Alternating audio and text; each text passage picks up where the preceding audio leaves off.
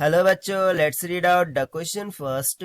Two beams of red and violet colors are made to pass separately through a prism where angle of prism is 60 degree. Now in the position of minimum deviation, the angle of refraction will be. So for this, let's see the solution.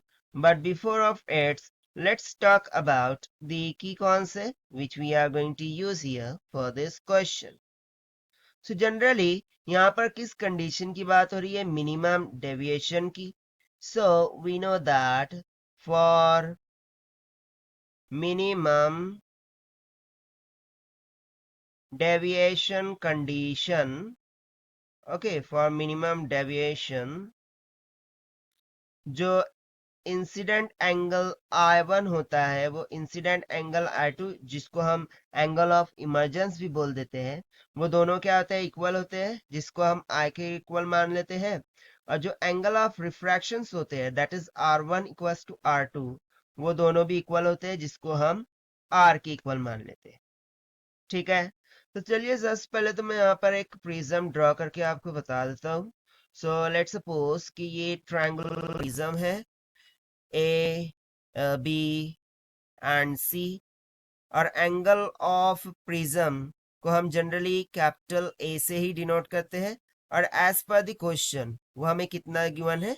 60 degree के equal. Now बोल क्या रहा है? To beams है, एक red है एक violet है, दोनों के इस प्रिज्म से क्या किया जाता है?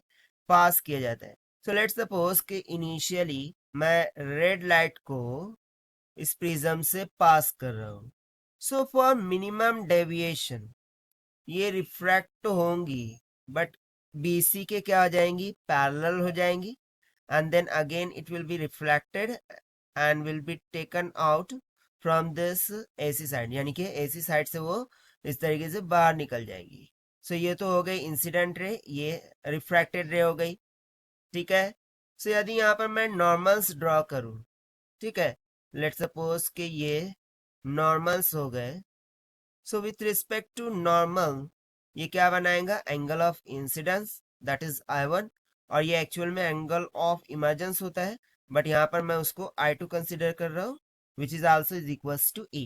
ना एंगल ऑफ रिफ्रैक्शन कहाँ होता है? यहाँ पर, ये हो गया R1, ये हो गया R2।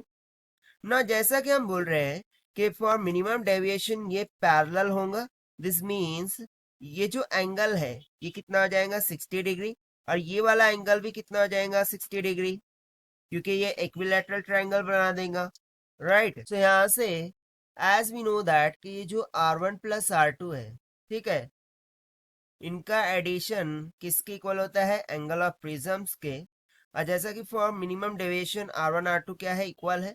सो यहाँ से यदि मैं R रख दूं, इसको भी R रख दूं, this will be equals to A, this implies twice of R will be equals to A, this implies R will be equals to A by 2। So it will be equals to A कितना given है हमें? 60 degree divided by 2, so it will becomes out 30 degree, यानी कि मुझे angle of refraction कितना मिल गया? 30 degree के equal, जो कि हमसे पूछा गया था through out the question. And this we have found by using the concept of minimum deviation. Now let us take the option. So option A, that is 30 degree for both the colors will become correct answer, क्योंकि R1 and R2 दोनों ही क्या बन रहे हैं? 30 degree बन रहे हैं, और वो कोई सा भी कलर रहे, कंडीशन क्या है? मिनिमम डेविएशन की है। सो दोनों ही कलर की बीम के लिए जो एंगल ऑफ रिफ्रैक्शन होगा वो कैसा होगा? सेम होगा, दैट इज 30 डिग्री, जो कि हमने यहाँ पर फाइंड आउट किया।